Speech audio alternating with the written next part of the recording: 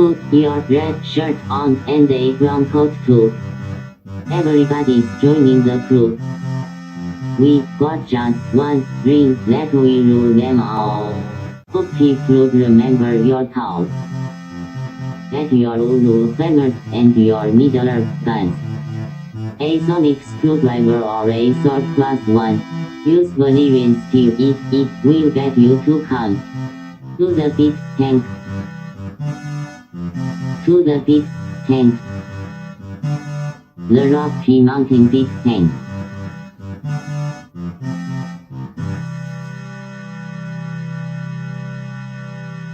Hi, I'm Guy.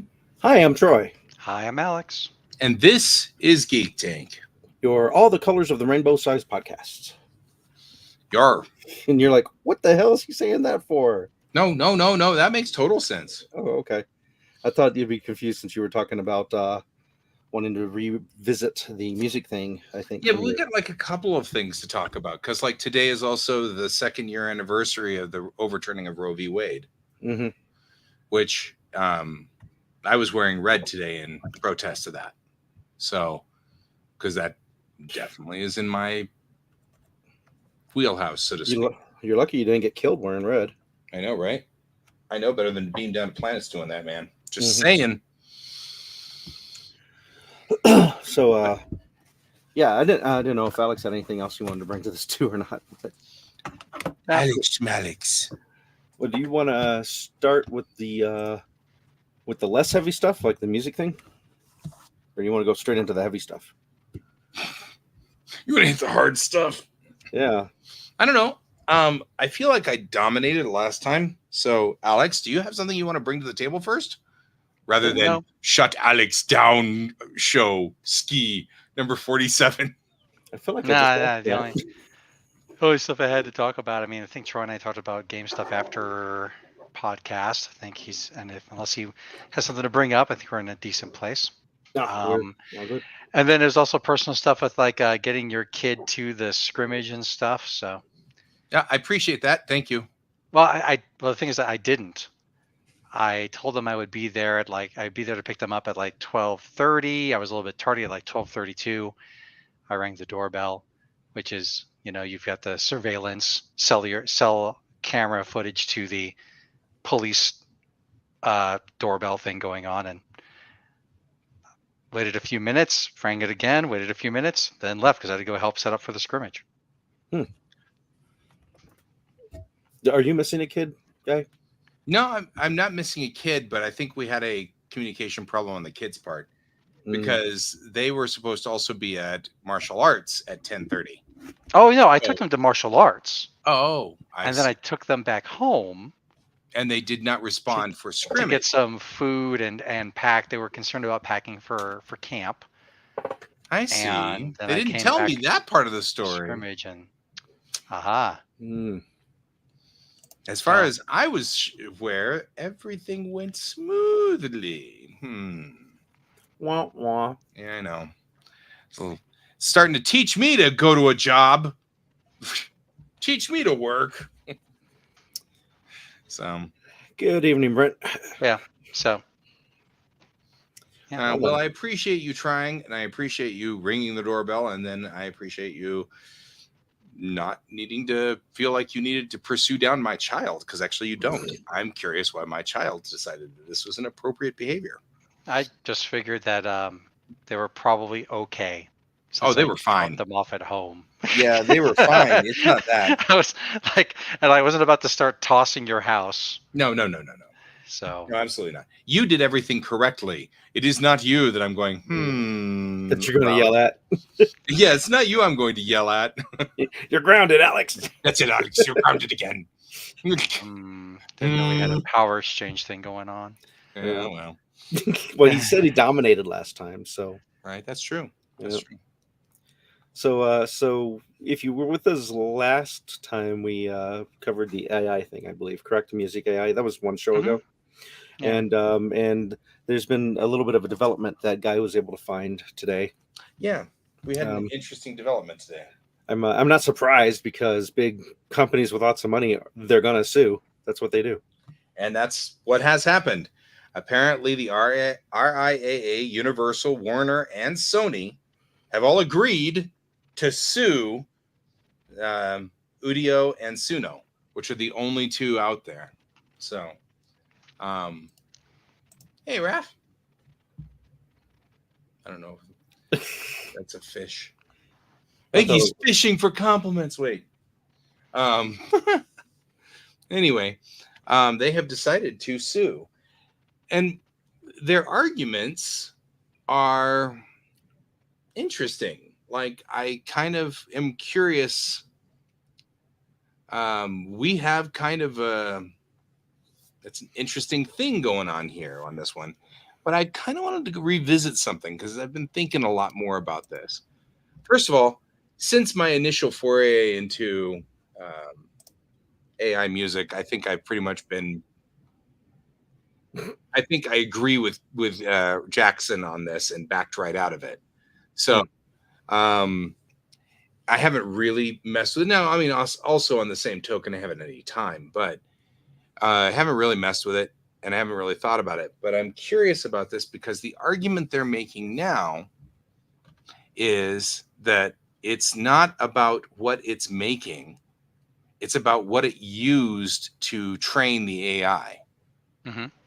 And I'm kind of sitting there going, well, now, wait a minute. Could you technically sue me for training on Haruhiko Mikimoto? I mean, this is where it gets fuzzy for me. And maybe it's just because for me, I can't really distinguish a difference between training a machine and training a machine that's a human. We're just squishy machines. And so kind of having a problem here on this one. And I'm not saying that first of all, let me be very clear about this. I am still somewhat bitter because I feel like AI has run me out of business. So I'm not endorsing AI at all. I'm just thinking it over and mulling it over in thought process. And when we deal with the music, we're not dealing with something that already has a bitterness to it in my mouth, because I don't make music. So, but I do make art. And there's a lot of times when I get into these arguments, there's an awful lot of the pleading to emotion side of this. You know what I mean? Like well, don't you just think that it's all bad because you lost your artwork job to this? Well, I mean, yeah, but I don't think all things are bad because of one thing. That's presuming I let my emotions run my life, and I'm not sure that's a good thing. I don't know. Anyway, that's so I'm kind of sitting here going, I get the argument, but just because it ruins some aspect of my life does not necessarily mean that it should not exist ever. There are lots of things that have ruined my life. I am right now just paying my mortgage, which they just tagged an extra $250 on because I'm 5 days late. That ruins my life. I wish I could make the banks go away for that, but it doesn't change anything. It does make me aggravated and annoyed. I didn't need to have extra money taken away. I hate insurance companies. They pretty much always ruin my life, no matter which way you look at it, be it auto insurance or house insurance. That doesn't mean that they necessarily should go away, although, boy, it would be nice. So I'm not sure about that necessarily on that thought process of it has ruined your life, ergo you should hate it. And that doesn't mean, by the way, I'm going to continue, but it does make me think. And then I'm thinking about what it's making. The song that I created, the Ivy song that I created, does not sound like anybody.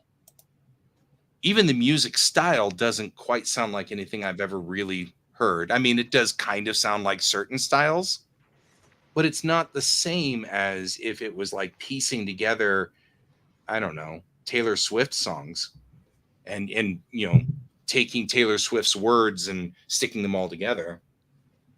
You know what I mean? Like, I would get that. That would make sense.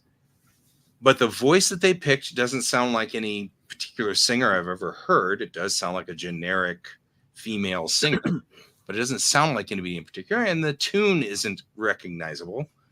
It's not any tune I've ever heard. Isn't this just an audio version though of what the AI artwork is? Because it's not Well, and that's exactly recognizable. the question. And then I'm back to thinking the same problem about AI artwork, Mhm. which is just because it screwed me over, does that necessarily mean it's bad? And that I don't know. This is what I'm kind of having a hard time with.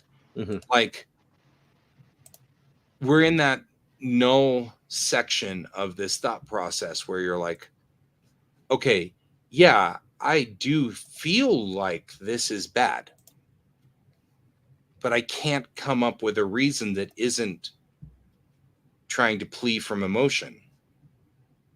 Well, let's go back to something you said earlier before we started getting to this particular argument. Okay. And that was, you said, yeah, and that is one way to look at it, that we're all software. And that, you trained on Miyazaki, so does that make you bad like AI? Well,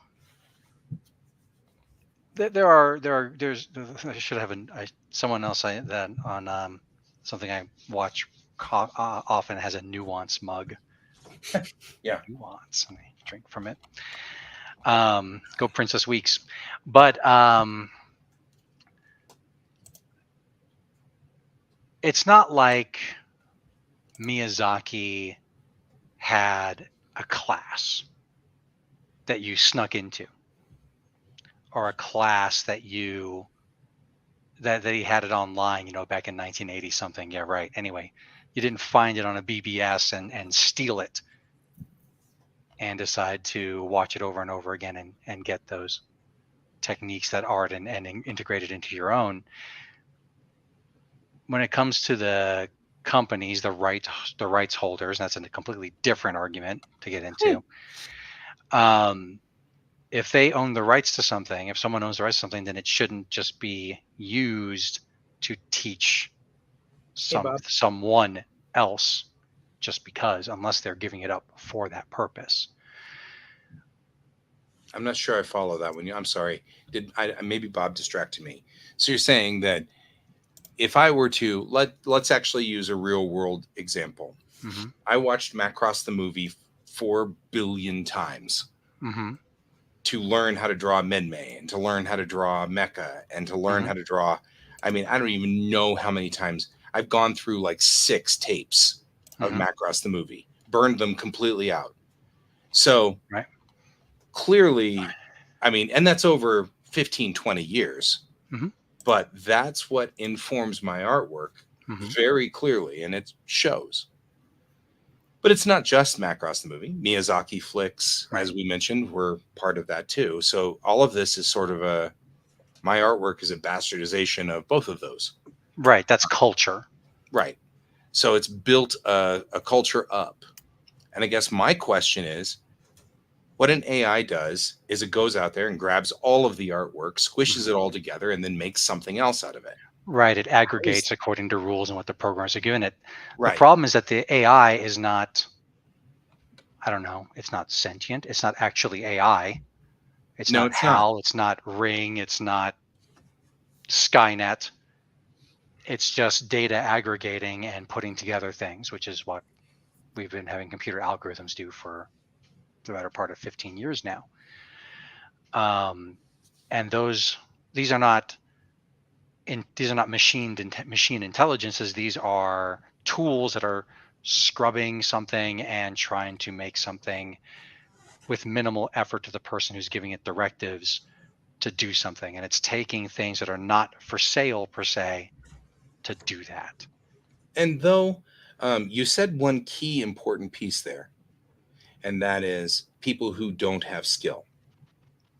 And I think that that's part of the emotional aggravation, anger, or whatever. I worked for years and years and years to be able to draw Menmei. Years and years and years and years and years. And I still can't draw her correctly. So I'm still working on that. And I probably will be for the rest of my life just because of the nature of things. Whereas if I were to ask an AI to make a picture of Menmei, it'd probably do it instantly and it would look great. And that's, I think, part of the aggravation and part of the irritation of it. And I don't There's no mean skill people who to don't it. have skill to like draw. I don't draw. It's not my ballywhack.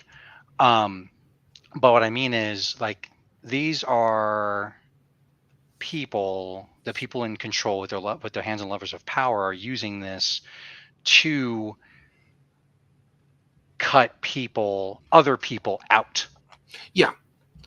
And And none they're of these using it. arguments are where I'm Right. But I'm like I'm not saying that. I'm saying that what we call AI is not. It's not AI. It's not artificial intelligence. I'm with that. It's not it's not what we call a sentient being. It's not trying to create of its own and learning what it can hyper fast because it can. It is just a set of tools that other people can use to generate something for sale when they did not spend the money to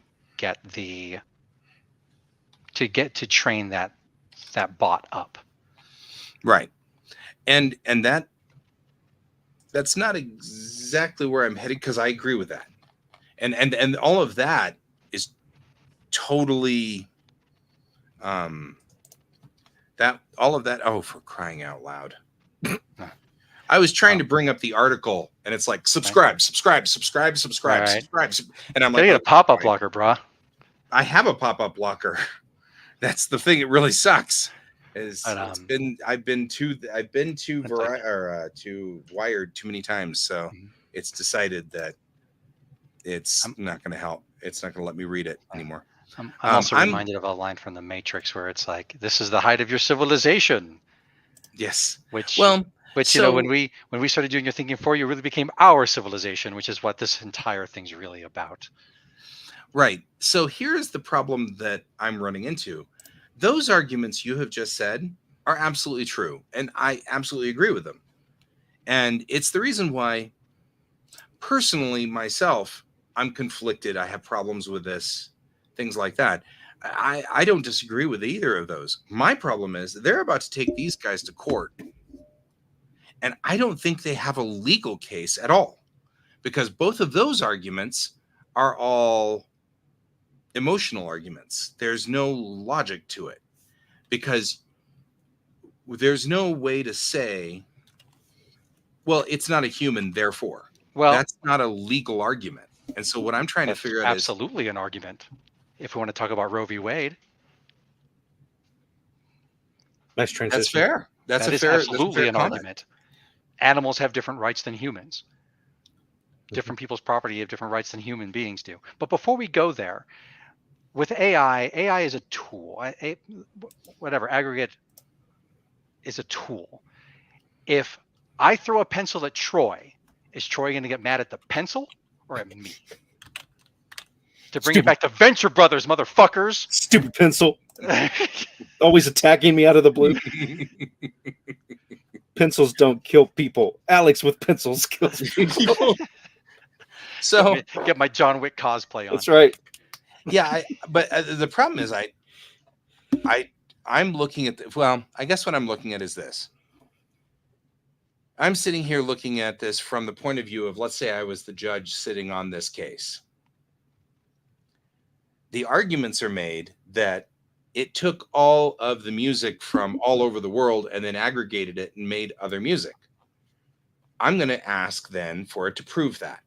I'm going to ask the RIAA to prove that. Show me something that will bend on this, that will hold. And the problem I'm getting is they can't. And that was the point I was making about the Ivy song. The Ivy song I made does not trigger Shazam. I tried it. It does not trigger Shazam. Shazam does not recognize the song. I even used Google audio search, which I didn't know you could use, but you can, to try to look for it. And it still didn't trigger it. So at no point is there something out there, a metric of which you can see what went into the sausage, so to speak. Well, you're saying that because the sausage doesn't taste like pork, it's not pork. No, I'm saying you can't prove it. If I wave my hands like this and you keel over dead, we can all sit there and go, gosh, guy killed Alex. But if you can't find whatever it was that I did to kill you, I can't be held responsible legally. That's what I'm trying to get at.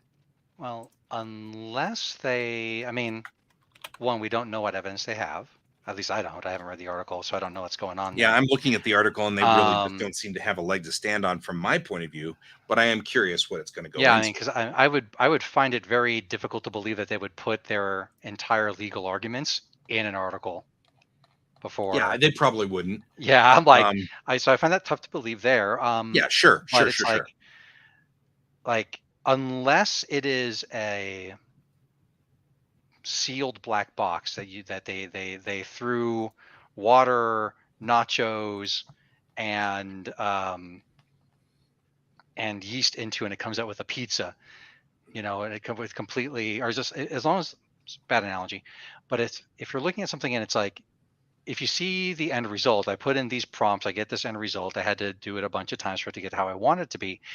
Unless it's a completely sealed system to everybody, including people with, who are way higher up on the computer coding, hacking, cracking than I am, then it would seem that there would be, for lack of a better term, I'm sorry, like digital fingerprints on that. Or they could sit there and they could look at the code of what does this program or service use? How does it look for things? And then it's like, okay, well, it's looking everywhere.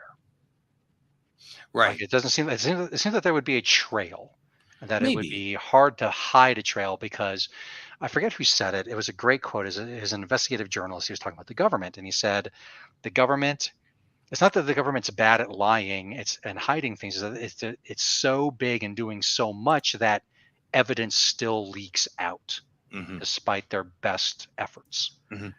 Is what it boils down to. I'm totally misquoting him. No, but that was it actually is one of the reasons, one of the appendix of how I live my life. I don't lie because it's too damn hard to lie together. So, but it's the same thing.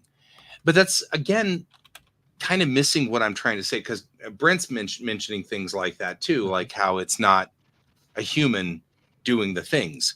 But what I'm trying to say is I feel like we are either underestimating the AI or underestimating the way that PCs and computer processors can think.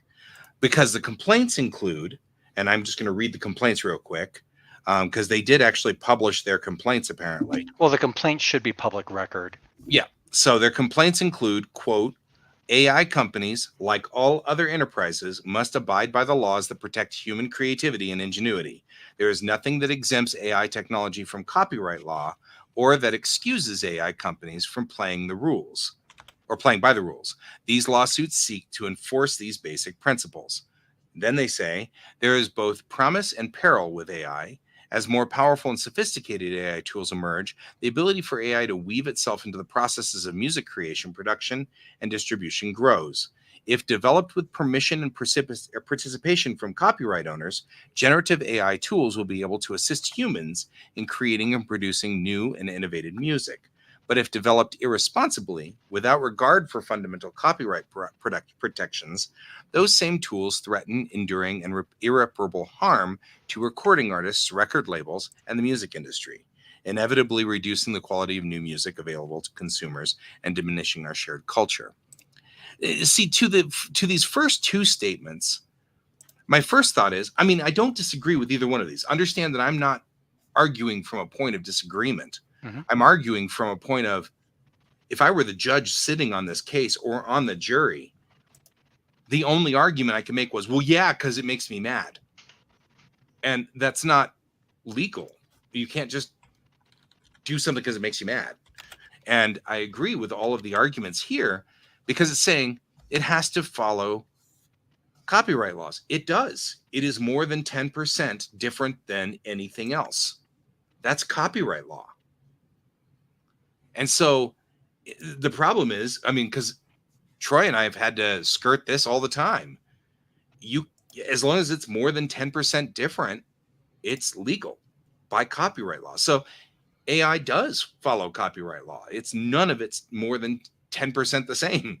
So that's completely legally going to be thrown out all in all. And though I agree with it, I absolutely agree with it. That's not legal. And then 2, this whole thing is we should do it with permission. Am I going to give permission for AI to use my artwork to run me out of business? No. So if you make it a permissions thing, nobody's going to give permissions for it. Then you have nothing to do the base out of it, which means that you ran it out of business and then just ran it underground, because it's one of my big complaints. We solved the we solved the symptoms, not the problem.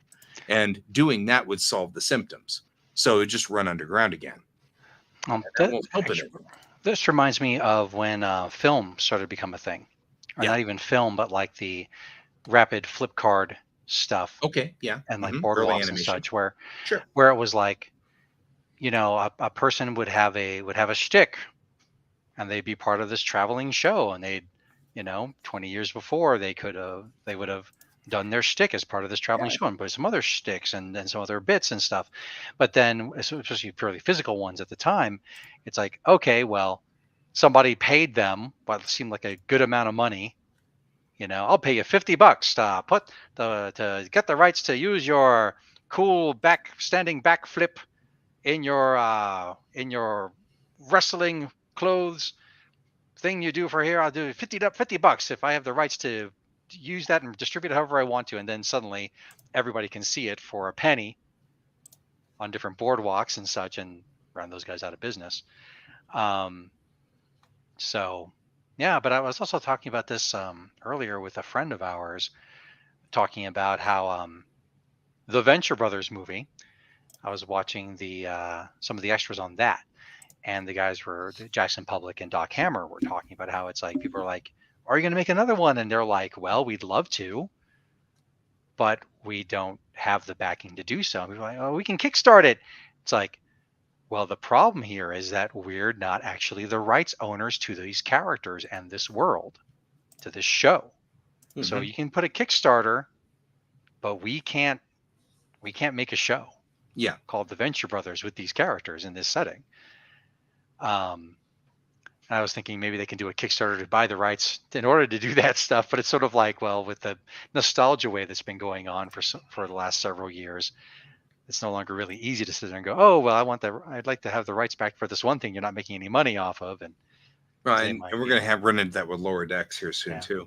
If you Kickstart it and you made so much money, that means there's interest. It means we're not going to sell it to you. We're going to make our own and make all that money. Mm-hmm. Right. Sadness. So, I mean, and again, I feel like we're arguing two different things. I feel like you're trying to convince me that it's a bad thing. I'm just saying that it is a thing. It is a thing. You're trying to make a legal argument. Well, Guy, I'm going to say here right now, raise your hand, and if you're here and not a lawyer or a judge. Oh, no. I am not. I mean, I see you didn't raise your hand. He's a lawyer. I am secretly a lawyer and judge. Judge, lawyer, man. But just didn't know it. I mean, I'm not an expert in this field. I don't know. I'm sure that we'll hear some legal arguments. It is a civil case. You can bring a civil case for anything. Honestly, should be a civil case. I'm guessing it's a civil case. I'm guessing it is too, but I non-legal think about it. Non-judgeship. Right.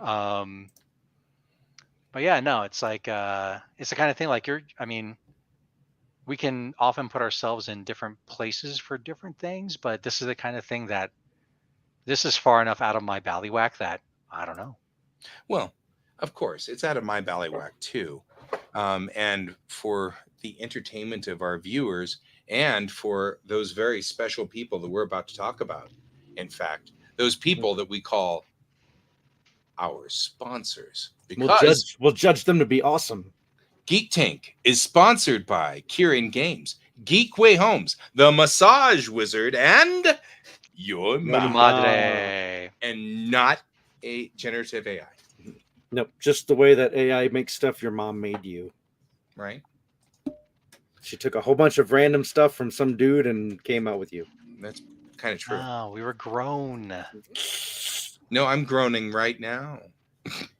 You're groaning. No, and obviously there's no problem with, obviously I'm not a lawyer. Obviously I have no, legal training. I could just say, I don't care. And maybe I don't. But I also like to think things through, and I like to not make emotional decisions. And I know that my judgment on AI is pretty harsh because, frankly, it actually hurt me. So, but I don't want to just say, well, AI sucks. You wouldn't Because know. I mean, is there a direct thing where you definitely is like, oh, we don't need your work anymore for our thing because we're now using AI, or is it just Oh, yeah, I mean, I can't speculative? claim that.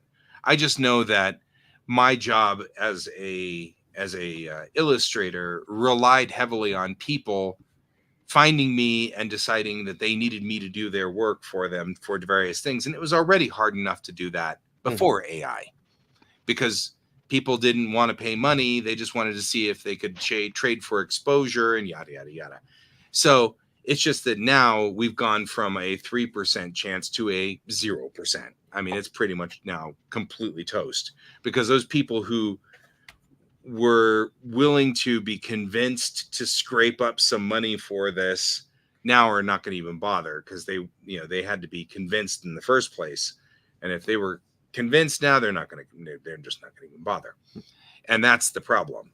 And it went from almost nil to nil. So, it's, I mean, this was not, we are talking about, it nibbled at my toe when we talk about it hurt me. However, it does hurt me, and it does make me annoyed. Yeah, it's not like it changed my life too terrible much. I think more dramatically was my life swing towards being an anthropologist. However, what I have learned over the last 6 months was you don't just make a decree based on a thought process, your hypothesis. You can't just say, here's my hypothesis and it's true. You have to be able to go and test it. And that's what I'm talking about, is I can't test my hypothesis, because any test applied to my hypothesis proves my hypothesis wrong. And that's the problem, right? And that's what I was trying to say here. I completely hypothesize that Alex and Brent and all of us here that are talking are absolutely correct. This is bad. Let's test it. It violates copyright law. Well, no, it doesn't. Oh, well, we need permission. If you give it permission, no one will. Oh, so it's just going to go underground. You know what I mean? That's the problem. You could hire artists to make things in the style of. Yeah, you could. I mean, we've had and that then before. train AIs on that. Yeah. The Penny Arcade guys had they've been doing some. That's actually not a really bad solution interesting stuff. They've been doing some really interesting stuff where in mostly their news posts, talking about I do recall them talking about AI. I'm not going to try to dig through their archive right now, but it was relatively recently. Of course, that's saying something. Was a web connoisseur for about 25 years. Yeah. But they were saying how it's like when it and this comes back to my, am I going to get mad at the pencil that got thrown at my head, or am I going to get mad at the person who threw the pencil? And they're like, they've had to, when they were young and inexperienced, they wound up selling the rights to their stuff, and they had to fight and make lots of money and fight some more to get those rights back. And their kind of take on it was, some of the arguments we're also making, but they've been in the room where it happens. With corpo, money holder, rights aggregators. And it's like, their take on those people, like those people hate creative people. They just care about what output they can sell. And they just hate them. And so they're like, ooh, AI, we can totally use this to cut out all those people we hate. Right. That's like, to address what Troy was saying. No. Has it actually affected my workflow? No, because I haven't had a whole lot of work to begin with, because they hate creators. So, but this has just made it so that there's no chance I will ever have a job, is what I was right. For the same argument that Penny Arcade guys are making. Well, we know from the strikes too, from the writer strikes, that it is going to hurt people who already have a job doing this, and that's where they get their money from. They see it coming down the pipeline. It's but it's one of those things where it's a technology that is so new that there aren't the laws that exist don't apply to it in the way that the people meant for the laws to work. Right. We're going to use these laws that were made to try to contain robber barons after Teapot Dome against Microsoft. Mhm. Right. Okay. How'd that work for us? Okay. And, And no, that is a good point, Troy. That the laws just aren't up to snuff. mm-hmm. Yeah, well, that's when I agree with Bob on that one. He's saying, honestly, like AI to go away when it comes to music and art, but use it to do spreadsheets, data entry, and accounting. But there's got to be people out there that love doing their spreadsheets of data entry and accounting, weirdos that would get upset about losing their jobs over it too, and there probably are. Because Right. Tara mentioned, my wife mentioned that her company's using AI to find bugs in the system. Yep. So Coding. coding. It's like, here, do things to this and see if you can break it. And of course, the AI can do all the things to it really fast, whereas a person has to go in and click on every single thing to see, okay, which button screws this up, kind of thing. And I've got to admit, bug hunting is probably one of the least fun things about programming. So there's probably programmers out there going, cool. But that's not the problem I'm worried about. I'm seeing people showing up and saying, hey, I made this module for this thing. I made it in AI or in Chat GPT. So I'm not 100% sure it's full. The bugs are all gone. Mm-hmm. And you're like, whoa. Like, that means you didn't program it at all. You just told Chat GPT to write a program that does this thing, and it did. That's a little bit more terrifying. I'm going to sidetrack here because this just made me rabbit hole into years and years ago. We were playing Starfleet Commander, and we were trying to figure out a way to have an app that we as players could input our moves into, but the moves would be kept secret from all the other players. And then the AI or the app would then cross-reference our moves and say, Guy and Troy have intersected at sector 31413. Oh gosh, we could do that now with AI. Yeah, then now we don't have to learn anything other than which website to go to punch in the stuff. And therein lies the rub. I mean, I completely agree with Bob. AI should just stay out of art. We already have a hard enough time as is. But you know what? We've had a hard enough time for 200 years now trying to survive. Artists are not high on the totem pole. And culture tends to look down on artists and think that artists should be doing this as a hobby anyway and not trying to make a living at it. And this didn't help that situation at all. In fact, it hurt it. So that went even worse. But again, no one has put a law in place that says you have to hire artists in 200 years. So I don't know why in the world we could just say, now we're going to put a law in place that says you have to hire artists. The closest we have to that's problem. Closest we have to that's unions. Right. Which artists never get into unions because we're cats and we all have to be herded. Well, no, I mean, if you want to be a professional actor and you want to go do something, you have to be part of the Actors Guild. Yep. Which is pretty much a union. That's a union. You have to be in SAG or AFTRA. Actors Guild. Yeah. But no, but up until very recently, there was no other way to get art for your what have you. Mm-hmm. So it's just so weird. Because I absolutely concur. This is wrong, but even if you opened up its generative models, where did you get your information from? You can't. That's why I was starting out with in the first place. You can't make me pay royalties to Mikimoto for watching Macross the movie over and over and over. You can't make as long as you're not as long as you're not making his thing, like you said, there's laws that exist, and that's what I'm saying. It's not. Yeah, it's not it would be different if it looked like a Photoshop thing where it has the head of Kiki on it and obviously a body from DOA or something. That would make sense, but that's not the way AI is making stuff. Everything that's coming out of AI is definitely new. So we're going to have to come up with a new way of talking about it. And the only way I can think of to make it happen is to say, well, if you're not human, you can't do it. And that seems like that would be a remarkably dramatic statement to make. Butlerian jihad, motherfuckers. Right. Soon call out. But it would also be very hard to enforce that. It'd be hard to enforce it. Yeah. Well, I think if we go back to, if we're going back to that, right? And instead of saying that, it is a tool that's been taught up on these things, and people love to say death of the author, but what did Mikimoto make that art for? I mean, consumption, I would assume. He made it for people. He made it to make some money, but he made it for people. Another, and a non-small part of this, a non-zero part of this, he made it for people to enjoy it. Sure. And Mikimoto himself was influenced by artists. Mm-hmm. And I can't help but think that that he's also thinking that some people will follow in his footsteps. Sure. And so he made it made by people for people. Right. And so that is, I mean, there is culture and there is put into things. I say, is telling them if you're not living or human, when do we say a computer is conscious?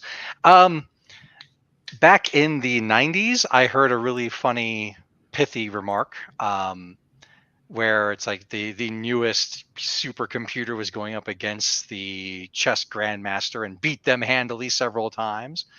And the person writing the article about it said, I'm not really worried about a computer beating somebody at chess or Go or whatever. I'm more worried that, like, when the computer that's been built for this super intelligent, they say, play this chess master computer. No, thanks.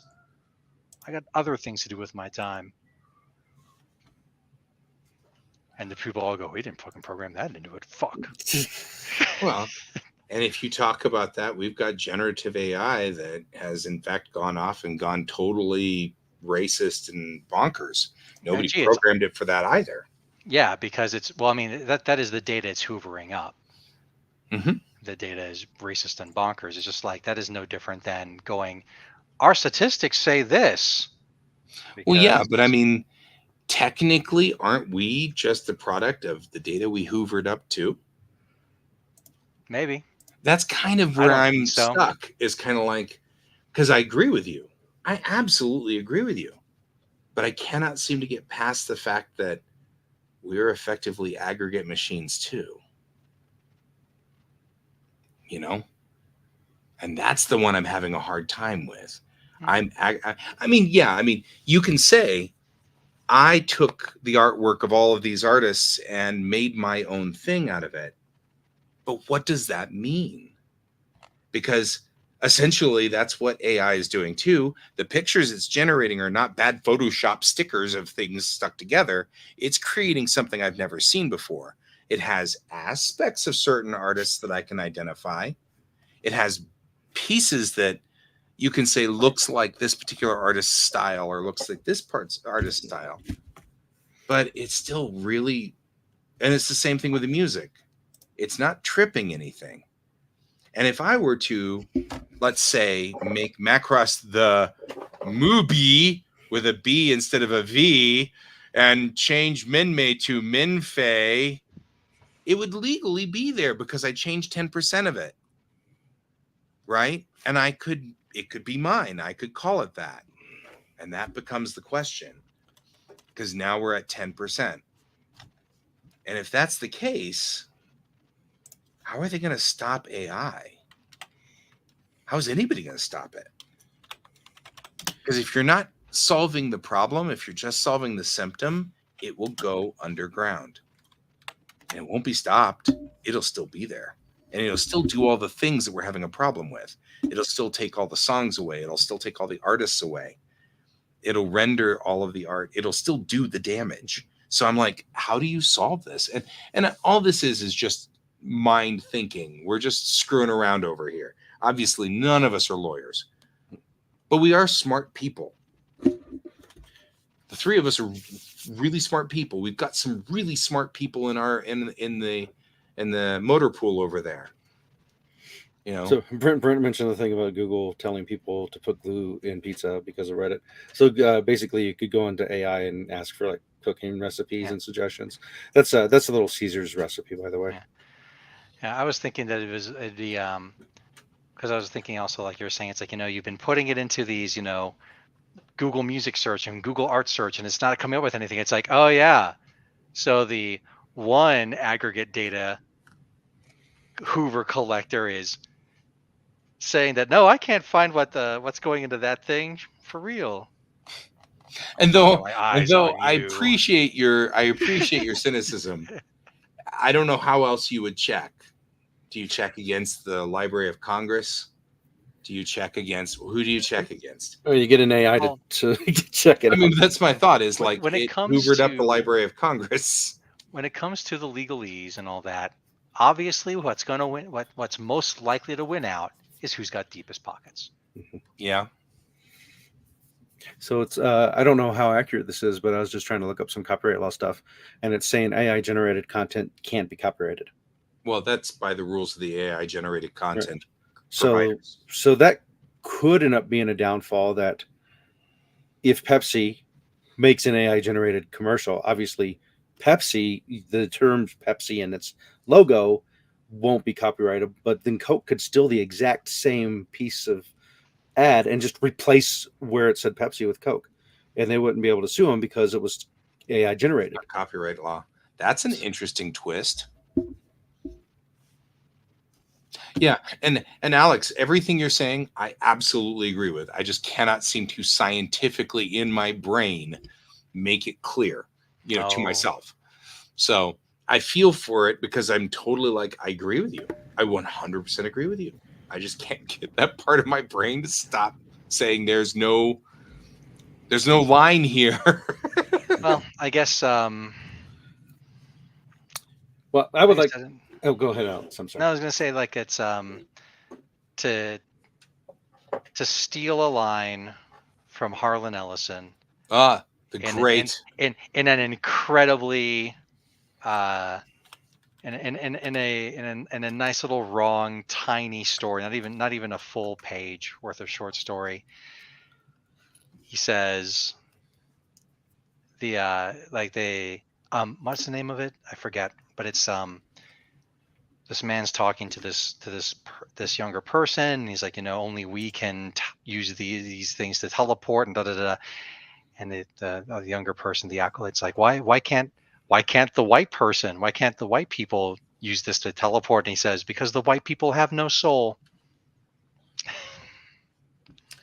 There is a good argument on that one that it does. I mean, I think Bob said this the last time around, that the artwork has no soul.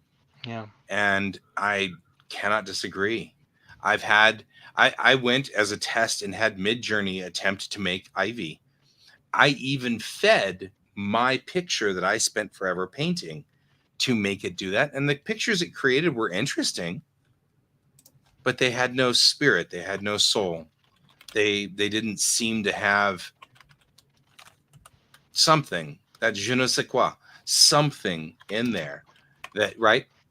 It has to be said just like that for Alex. Je ne sais quoi. But I mean, it has to have that something. There was a spirit.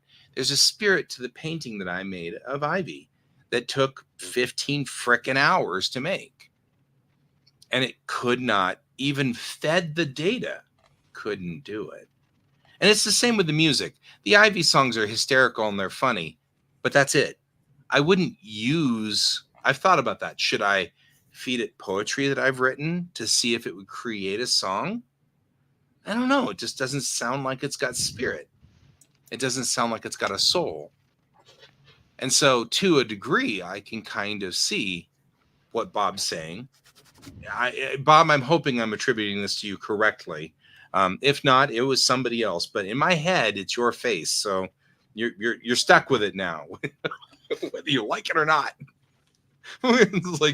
So, because of course I don't track anything by names in my head. I track them by little avatars of you in my head. So that's the way it works. And since Bob, that's what I thought.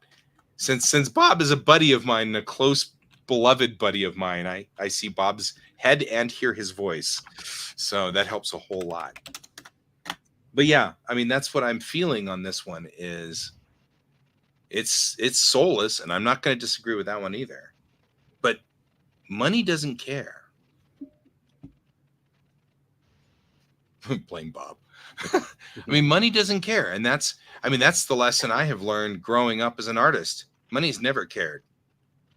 If they can make an extra dollar or two by making me not work, they'll do it.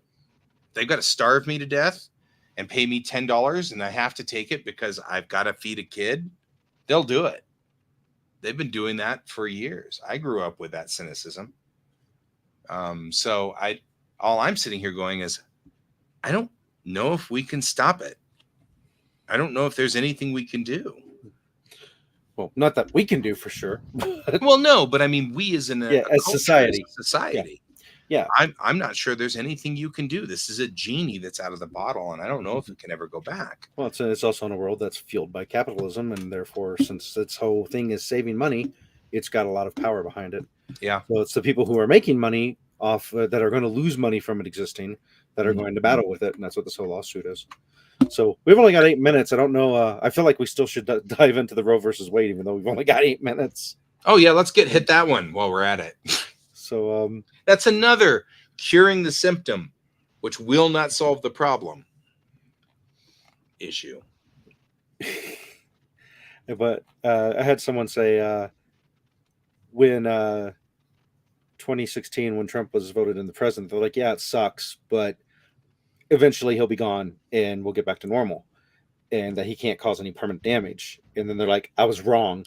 Yeah. Because he was able to put people into position that could make laws and change laws, and that law got changed as a direct result of who he allowed to or picked to be in there. Yeah. And it's one of those things that it's just like, I was blown away, I think, as a lot of people were, because since was it 72, 73 when it was passed into law. I was alive, but only like a year or two old. Right. So it's been there my entire life that it was like women have the right to choose what's going to happen to their body at a certain point in the process. And I remember abortion has always been a big topic for politically. And I remember my brother bringing up a point of like, it's all about who's deciding when is life a life. Because if it's potential life, then theoretically you could say just an egg or sperm now has rights. Right. And it's like, nope, you're going to jail for prison because you masturbated. Right. So, or for murder. You're going to prison for murder because you masturbated. But it's clearly religion driven is how it seems. Sure. And that's another one where they're solving the symptom, which will never solve the problem, because the concept here will just run underground, just like AI. And I'm not saying that I'm going either direction, but I'm saying by locking down that law, it doesn't fix the issue. Well, it puts more people in danger now. Yeah, it just puts, because that's what your mom did. That's literally literally what happened. Oh, no, just kidding. It was 1968. She was in college. She went to a kegger. She got super drunk, could not remember what happened, and ended up pregnant. She doesn't know who she slept with. She has no idea. She was really, really, really drunk, as people often are in college. I'm right now. As you are right now. But she didn't remember, and she was pregnant, and she didn't know who the dad was. And nobody really kind of knew who the dad was. And it was so shameful at that time, right, in 1968, that she had slept around with people or whatever, that she actually had to go underground, go to Mexico, where they scraped out her uterus with a coat hanger, just like you expect it to happen. It destroyed her uterus. She wasn't sure she was ever going to have a child ever again. And all of this stuff happened. And then when she came back, the school found out and dismissed her. And when they did, she was only 2 weeks from her bachelor's degree. And they wiped out her entire career right there. And that is actually what happens. It didn't stop her. She didn't stop from having the abortion. All it did was absolutely wipe out her life. Just completely trash everything she had. And that didn't stop the system. It didn't stop the problem. It didn't correct the thing. And it wasn't that she didn't want children, because clearly she had 2 of us. She wanted children. She just didn't want them on those terms. That was not the terms she could handle. So yeah, luckily Troy isn't Nope. driving the rest of the night. I'm driving right now. Right, you're doing it right now. So I mean, part of the problem is that's by outlawing abortion, you're just solving the symptom, and that won't solve the problem. And the problem is that you end up with it is well, of course it is. And I mean, Kristen's not wrong either. It's men telling women what they should do. Well, yes and no. I mean, that's certainly absolutely true. I don't think that's what they think they're doing, and it is what they're doing, but it's not what they think they're doing, and that's part of the problem. Well, laws in general are about whoever's making the laws. It's sending a message of here's what we think society should be, because obviously laws are going to get broken. This is why saying people can't own automatic weapons or fully automatic weapons is illegal. We're saying we don't want people in society to have those. It's not going to stop them, but it does make it harder to do. So by the people saying abortion's illegal, they're imposing their morals on society, saying everybody should believe the way we do. Same thing. And if you're doing it, then you're a bad person, and therefore you suffer your consequences. Is their attitude, right? And it's not very humane. It's like the pit maneuver in a motorcycle by a police officer. It's illegal for them to do that. But then you'll see, if there's a video of it, people in the comments, well, the guy deserved it. He shouldn't have ran. Right. So it's it's a screwed up society, and I feel very bad for all of the women out there whose basically their life future is being chosen by somebody else. By somebody who's punishing them for immorality that they didn't even subscribe to. Perceived immorality. Yeah, I mean, but that's the thing is. That was the other thing. Like we had also Louisiana put in the 10 Commandments in schools. Only 3 or 4 of those 10 Commandments can even be considered objectively useful. Like, don't kill each other. Okay, hey, that's good. But mommy, what's adultery? Right, exactly. But now you have to deal with adultery. Well, ask your second dad. Ask your third dad. But I mean, like, thou shalt not have any God before me means nothing if you're atheist. Like, okay, So it is not. It is about power. It is about control, and it's also not just abortion. Yeah, it is reproductive rights as a whole. Yes, are under attack. And it's not just, it is about power and control, and it is about telling the poor people, and the poor women especially, that, you will bend to state power. Yeah, you're not wrong. Because the people, go ask your uncle, dad. Nice. Yep. Yeah, it's about control and power, and if you are scared, and if you are desperate, and if we can make you so, you are more willing to put up with anything, and are less willing and less likely to fight back. Yeah. And Kristen's got a sub comment that's actually really good too, which is perfectly straightforward. Women who are following all the technical rules now are at risk because of this. That's Pete Buttigieg said that in a brilliant retort at one point in time. He said, all of this is a fight over third trimester abortions. People who have third trimester abortions, they have already a nursery. They've bought a crib. These are not people who are making this decision arbitrarily. Right. At this point in time, they're far down the road. And if they're making the decision that they need to abort their child at this point, it's a medical need.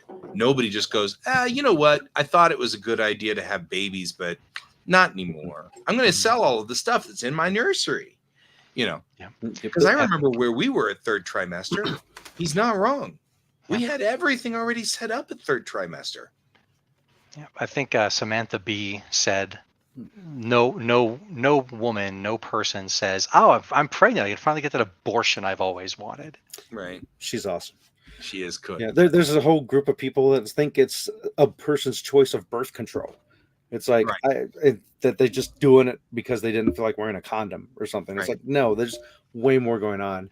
Another thing affected by the whole change of what they did is there's a drug that I'm forgetting the name of.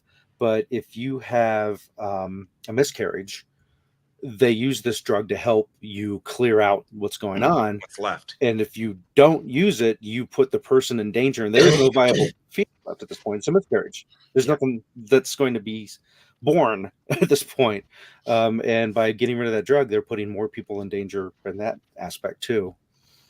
And I know it's anecdotal, but I've known a number. I've got a number of buddies, female friends, and of all of the people I have known who have had an abortion, exactly one used it for birth control. Exactly one. And the rest of them, it was critical. It was a problem. They were molested by their dad. Something horrible. The child was not viable. Things like that. Everybody else whose hand I have held, and the person, by the way, the one individual was not a friend. It was an acquaintance. So we're counting anybody whom I had access to this information. There's even a chance, since they were an acquaintance, that there was more to the story that you didn't know. Yeah, but no, they volunteered that information at one point in time over when they were particularly drunk. But I'm just saying, and you're right, there could have even been more involved that I didn't know. But of all of the people everywhere, and of all the hands that I have held during these type of procedures, and during the time where we had to read through all this information, and all of the stuff that went through, and all the people that I've walked through on this, I've only known one person to admit to it. Everybody else had a reason, a real legitimate, this sucks reason. When you started to say that, it reminded me of the way you'd said it was almost like a, no, I'm not chauvinistic. I've got women that are friends. Right. Well, I have personally not had an abortion, so nor am I qualified to say anything on this case necessarily, because I can't have an abortion. Yeah. I mean, it's like, as far as like, I'm an ally, and that's about where we are. Sorry, I wanted to finish that thought process. Okay. Well, you probably shouldn't say things like everybody else had a legitimate reason. Should have thrown it out there. Mm-hmm. Well, no, everybody I knew. Right. Had a legitimate reason besides using it for birth control. I'm not sure. Which to me, it seemed you said that. No, I did for say this that. one person, everyone that you knew had a legitimate reason. You said that. And that's examine this. But no. I mean, I see what you're saying. You mean a legitimate reason verified by me? No, a legitimate reason verified by them. The person using it as birth control is also legitimate. I guess that reason. technically it seems would be very a legitimate expensive and a lot of recovery time for me. But that's So choice. And I maybe make poor decisions all the time. This bad decision has been brought to you by Girl Scout cookies. Thank you, Kirsten, for the Girl Scout cookies. Yes, Nice. I will quantify, because you're right, Alex. That's a solid point. Now that I've thought about it, I know what you're saying. I will quantify by saying, by the bar that has been set by the people who are causing this problem, which is, it is legitimate only when it's an emergency, and even that's questionable. But by that bar, they were legitimate. You're right. It wasn't by my judgment as to whether it was legitimate. It wasn't by even really technically their judgment, but whether it was legitimate. You're right. It is by the bar that has been set out there by people who, as Kristen has commented and is correct, are not really the right people to be making these choices. Yeah, because I mean, it's, as where I stand, it's none of my business, and I think it's a bad choice of what the Supreme Court did, because it shouldn't matter. That, in my opinion, it's not a baby. Right. So even if you didn't ask me, it's screwed up. The adage of I'm going to hold a baby and I'm going to throw a jar of IVF'd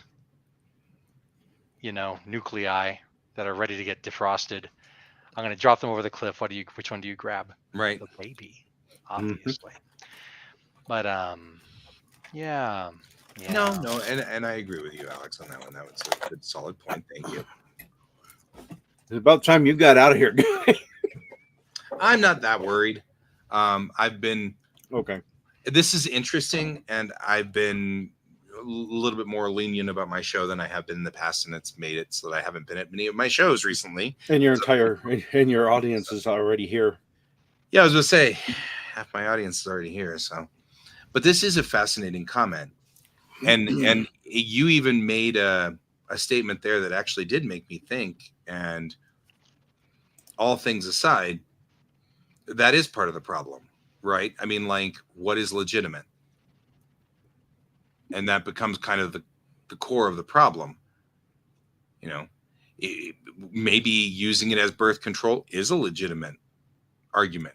I mean, personally, from my position, I can't see that to be necessarily a problem, because I don't particularly think that humans have existence until they are born.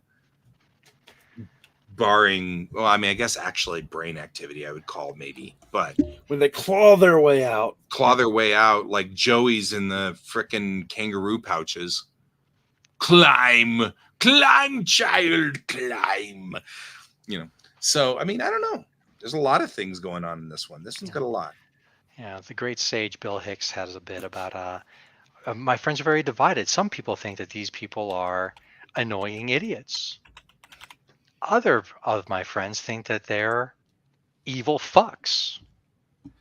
Friends come together. Can't we just agree that they're all annoying, evil idiot fucks? Mm-hmm. And he says, he goes on to say, like, you know, it's like all these women who are now forced to bring their babies to term should like leave them in the Supreme Court. Right. You made us have them. You get to raise them, buddy. Right. And then he goes on to say, it's like, I don't know about heartbeats. I don't know about brain activity. I don't know about being able to say this or that or this kind of thing. But you know what? You're not a human being until you're in my phone book. Right. That's my definition right there. Do you have a driver's license? Yes, no. These people is like a new political party is coming together. The people who hate people party. It always baffled me that there was so much care by the government right up until the point of birth, and then it's like, screw you. Go get a job, feed yourself. Yeah. Or, you know, it's like, I mean, the most of the people, the party who are saying, you know, women need to bring pregnancies to term, among, you know, getting rid of, you know, being able to mail birth control. Send birth control to the males, one that's been going, that I've heard some noise about, in vitro fertilization. It's like, don't tell me how to raise my kids, but I'll tell you that you have to have a kid. I'll tell you what books they can and can't read by banning some. I'll tell you that, you know, you can't get a job because you're doing this. I'll tell you all these things, but don't tell me this one thing. Man, fuck you. Mm-hmm.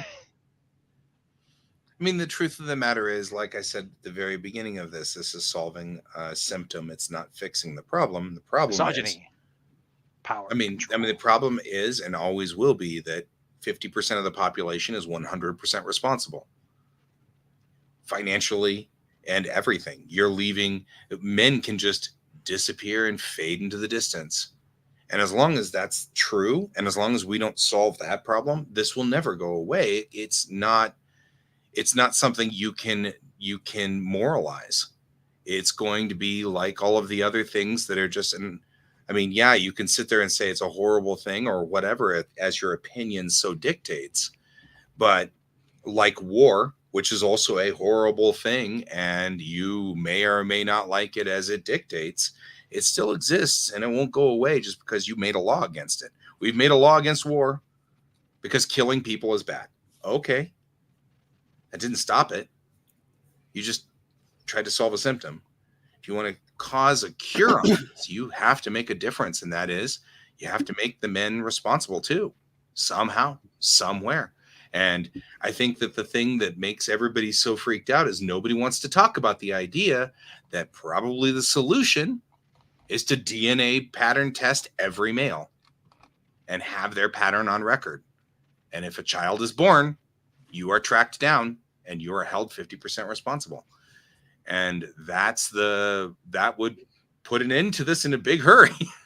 Like, it would start to really curb a lot of this because, you know, daddy, as Brent is over here making weird comments. But I mean, that'll stop people. You'd find out real quick that dad did something horrible to the daughter, and that's the end of that one. That puts dad in jail right away. Some of the same people that are against abortions at any point are the same people who are against birth control. Yeah. And it's kind of like, that's the best way to prevent abortions is educate people on birth control. Right. You want to solve that. It would be easy with YDNA. You're not wrong, Kristen. You were right on it. That's some of the people thing. People are like, and as long as you're solving the solution, the symptom, it's never going to go away. You're still going to have a problem, because the problem really is that men need to be held responsible. As long as that's not going to happen, as long as people are going to go, what? No, no, don't trap me. I think they got it. What were you going to say, Alex? No, it was what was I going to say? Sorry, I looped. Okay. You did. Yep. But it's I was making another just snide comment about many of the people who are some of the people who are in on this umbrella of bullshit are also the people who are like, oh yeah, it's totally legal for 14-year-olds to get married, and by 14-year-olds you mean 14-year-old girls to men of any age that's older. Yeah. And no, it's there's at least, I forget, gosh, it's been so long since I read about them. There was at least one society that they figured that every man who had sex with a pregnant woman contributed their seed to the baby, and that so that everybody who had contributed was partially responsible for that kid. Right. I'm remembering this vaguely, that you would want the hunters to give the kid the hunting trait. You'd want the smartest person in the tribe. Yeah. It was like everybody contributed to the soup. Was the logic, which we know scientifically that's not how it works. I think I hurt some brain cell just. But this was wasn't this was like pre DNA and stuff. Yeah. So it was a superstition thing, but it was one of those things where I see why a tribe would come to that conclusion. It's a societal thing. Yeah. It's the same thing. I'm just. Which, by the way, you can now order your Rocky Mountain Geek Tank chowder soup. But, oh boy. Yeah. Oh, that's gross. Oh man. Well, no, it's not. Added a whole bunch of gross to my head. Thanks. Now, one, some people are into that. Yeah. And I know, two, it's like, it's not talking about like everybody like in a gangbang situation. I was pregnant for months. You're not helping, Alex. I didn't. That speaks more to you than me. And it was, it was the female's choice. Yeah. So yeah, it was the female's choice, and it was over the time of the pregnancy. Yeah. You know. Yeah. I don't know about you guys, but I got it on when my wife was pregnant. With my wife. That's about to make a comment. Wait. I know, right? Got herself pregnant by herself? Whoa. That's right. Like in Beavis and Butthead. You get yourself pregnant? Oh my god.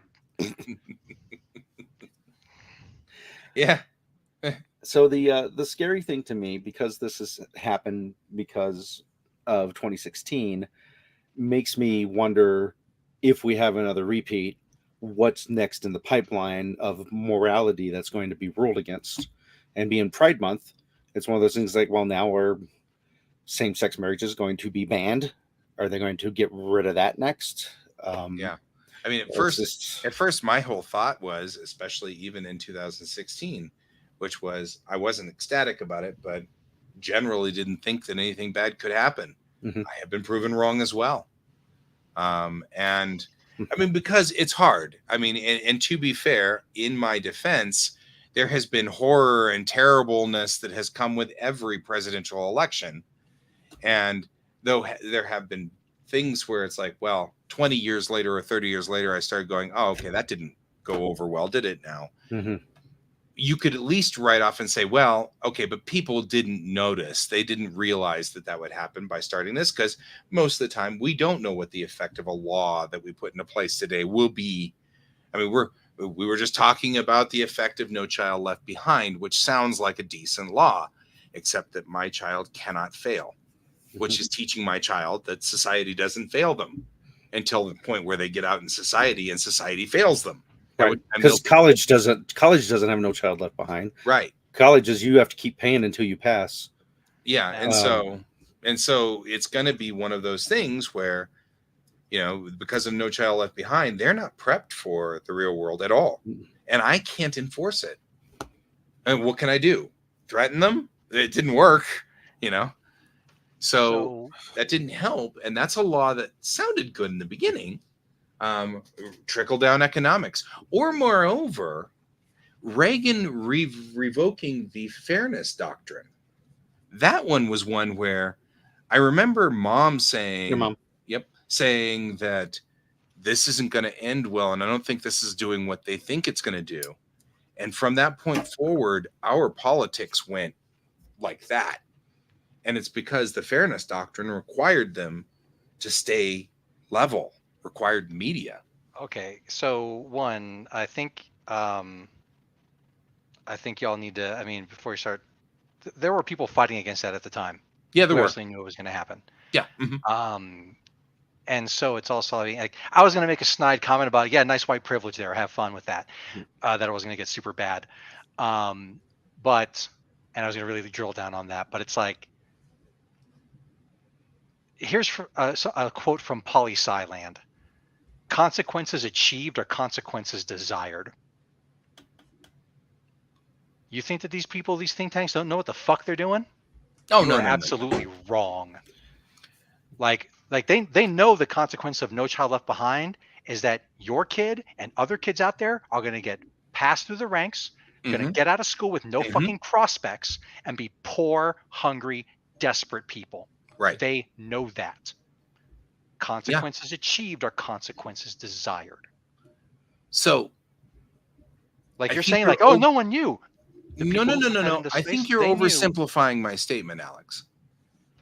Because I guess what I was trying to say was a little further down the road, which is politics tends to be made in 4 to 8 year jumps.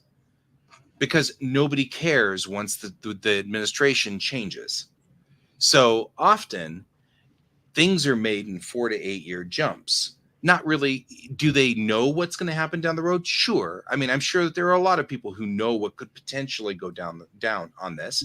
I also think you're right. There are people who are like, this is going to be great for X, Y, or Z, but we won't tell anybody that because they will think we're idiots and terrible people and yada, yada, yada, which we would. I'm not saying anything about that. What I was saying is I think a lot of these things had consequences we had no idea were going to go down. Obamacare is a good example on this one. It has a whole bunch of consequences that went down that really I don't think people were like, how did this happen? You know, I agree with you on that one, that some of these people are thinking this is going to be good. This will be good for us to get a whole bunch of people under boot. And I get that. And you're not wrong. That's not where I was headed. So, and I can see where you read that, and I apologize. That's not where I was going on that one. That wasn't where I was headed at all. I was saying that things tend to be done in 4 to 8 year cycles. Nobody cares about what happens after my administration's gone. And since I can't hold my administration together after 8 years, I'm only really going to be concentrating on the things that will make things awesome for me to get me reelected in one cycle. And then after that cycle, I really just don't care. And so a lot of these things can get writers like you're talking about, where they stick stuff on and people are like, yeah, that's probably not going to be a problem because they aren't paying attention to it. The people who put that in there absolutely had a reason and absolutely meant to do that. But the people who passed it through Congress and passed it through the House, not all of them were aware. And that's what I was talking about. Because I do agree that there are people out there who are like, we will do this and it will screw stuff up. It's going to take us a few years, but we'll be able to do it. But I think that when you talk about how did it pass Congress, how did 515 people decide this was a good idea? I think what you have is you have 5 or 6 people who are really out there doing something evil. And the rest of them are like, does it affect us in the next 4 years? No, then we don't care. Right. And I think that's a lot of what happens. Everything, takes so long to read and they can't do it all and da da da da da da. Right. I think that's what I meant to say and didn't clear correctly. So I apologize. Because I see exactly what you were reading and I'm like, no.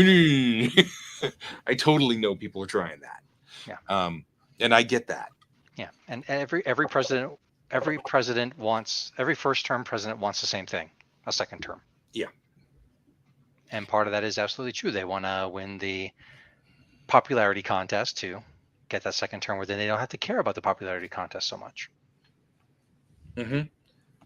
Yeah. John Oliver had said a great thing too about the damage that Trump did in his first term. He did unprepared. He went into there not having the preparation to do all the stuff he wanted to do. But if he does win now, all of this stuff has been lined up. So the things that his supporters want him to do, he's going to have a way better chance of getting those things done.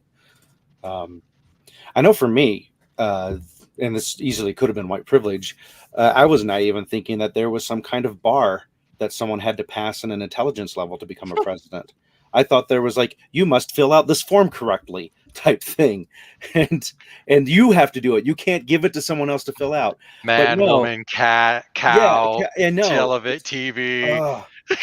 So that was disappointingly eye-opening to me, that it's like, oh, it really is just about who has the money, regardless of how dumb they are. Right. And the amendment to the Constitution doesn't even, I mean, it requires silly things. Like I seriously think that if you want to run for president, you have to pass the same test that people pass to become a citizen.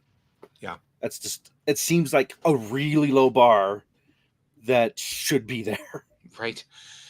But I mean, yeah, I mean, and to continue my statement before, I was counting on a certain amount of apathy movement, like as in things don't move through our system very quickly, and have been recently corrected on that thought process because of this.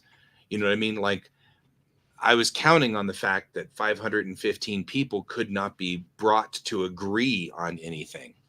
And through my 20s and 30s, sort of ran on that thought process. And as time has gone on, I'm realizing there are people who can do some amazing maneuvers out there, some astonishing maneuvers, and maneuvering propaganda, being able to operate propaganda in a way that make people that I know and trust say things that don't make any sense.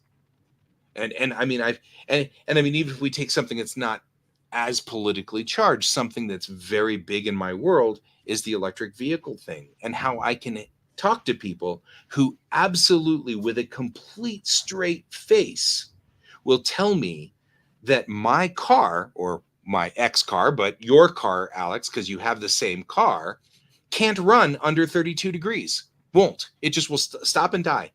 And I will say, I was out there in minus 15. Well, that's not true. I mean, how can you? Right. I mean, that's so I love that weird. people get mad at people driving hybrids. Yep. It's like, how dare you Make up your mind. Contribute to climate change? You're only contributing to climate change at 4/5 the speed I am. You can't be a bi-autoist. That I cannot fathom the depth of propaganda that it takes to talk to someone who literally owns an EV, literally took the EV out in minus 15 degree weather, and literally say you're lying. You're clearly a shell from the EV company. Right. And I'm like, that is mind-boggling. I was reading the comments and thing about the whole electric truck convoy thing down in Texas. And those are some great, horribly sad comments about, oh no, now we're going to have another blackout because all these EV trucks are going to be charging. And it's like, that's not how that works. This is not how any of this works. I think that's another one that really makes me sad, because I was down there during that blackout. They fucked you. It's right. Right up. You're gonna have another blackout. Right up the electrical grid. But that makes me mad, because I was down there for that, and it was on the news. On the news down there, everybody was listening to it when they said, The power companies refuse to take power from any other state, and so they're shutting down the grid. Good luck. I mean, know. like it was straight up. Like guys like, hey, we're still alive. I'm like, Jesus. Right? I'm crap. like I was there, and my dad's life was threatened by this whole thing because he needed his oxygen. Some people doodly didn't wobbly. make it. Some people did die from it. Some people Lots of did. people fucking died. Those houses were not ready for that. That was not a thing those houses were ready for. Yeah. But on that same token, now if you look at it, it's all because of all the EVs somehow. And I'm like, I was there. And again, the level of propaganda to make people who literally were in the house next to our house say that the reason the grid went down was because of the liberals and somehow their solar power plants or EVs taking up too much electricity. And I'm like, you were here with me. We were here. Fashy ideologues are the ones who have been caught having plans to, shut down power grids and shit. Yeah. Yeah, I mean, I think that's the thing that's terrifying me more than anything. Perfectly reasonable people saying things that just don't make sense. And you're staring at them and saying, that's my car right there. Well, yeah, but it doesn't do what you think it does. You know what I mean? Like, people come and put gas in your car, unbeknownst to you. It's so hard to process that. I guess you just have to try to keep on reaching out to them and be one of the good ones, guy. I try. I mean, I try to keep going with this one. And I do try to hopefully be balanced. Which is kind of one of the reasons why at the beginning of this entire show, I was asking and questioning my own thought processes. I can't assume I'm a paragon of truth over here. I mean, that's obviously not a clear thing. So, I should be asking, am I right? Although it would be a little gaslighty of me to go, I guess maybe my car wasn't out there. It was all a dream. It was all a dream. From the electrical fumes from your car. From the magnetic waves. The magnetic waves running my brain. Oh well. That was seeing more of those Tesla trucks in the wild. God, those things are ugly. Mm-hmm. Oh, the Cybertrucks? Oh man. I forget what car. I saw this meme and I forget what car they were saying, but it was they named a brand car and they said it's this car but with PS1 graphics. Yeah. Yeah, it was because I remember it too because it was like the Rogue or something like that. I don't know my cars enough, but yeah, it's a car that I would have liked in 1980 because of Tron and that, but now it's just a device that cuts your fingers off apparently. Yeah. Well, and that's the other thing. I mean, like, I dig some of the 80s styling where they had but that's a doorstop. I mean, I use those to keep the doors open. Looks kind of like a PS1 version of a cockroach. I don't know. And I don't know what to say. It's pretty brutal. Oh, well. Oh, that was your meme. Okay. Yeah. I liked it. I didn't steal it. We aggregated it and used it as our own. We ran it through an AI. Mm-hmm. Right up in the AI. Good poets borrow, great poets steal. You're not helping my argument. T.S. Eliot. It's also Picasso said something similar, I believe. So probably. Picasso. That guy's funny. Oh, yeah, that SUV from the late 90s. I know. Wait. I know it. Damn it. I wanted to purchase my meal, not your restaurant. Yeah. Weird. All right. I think I have spun all of the wheels that This has been an extra 1.5 length long podcast. Hey, since we went a little long, why don't we do this again? We should mention that Geek Tank is sponsored by Kieran Games, Geekway Homes, The Massage Wizard, and Your mom, who got it twice tonight. Mom got it twice Hot. tonight. Just saying. All righty. That's all right. I think we should probably roll this out. Thank you for arguing with me tonight, gentlemen. Yeah. Thank you, all our viewers, and for your comments. It makes the show so much more fun knowing that at least somebody's watching it. Is there anybody out People are there? like finally like, why are we watching this? We should go somewhere else. We Like, want to see Alex yell at guys some more. No, actually, Alex made very valid points. And Oh, he so did. like I don't have any problem with this. Like Alex's statements were solid. And I'm all I about didn't say they weren't. I'm just saying it's conflict is good storytelling. It is. Although I really wasn't feeling conflicty, but okay. Okay. I'm going to I'm mad conflict now. with you about I'm mad now. Yeah. Yeah, that's all right. We miss you too, Kristen. We miss you too. We miss Brent too because he's freaking in Kansas. Anyway. Yeah. All right, guys. I think that's pretty much all we've got for today. It was good having you guys here. Thanks, Bob. Thanks, Kristen. Thanks, Brent. And I appreciate you guys all being here. And then Raph was here in the beginning who ate drywall. So, that's an issue. Just saying, He got plastered.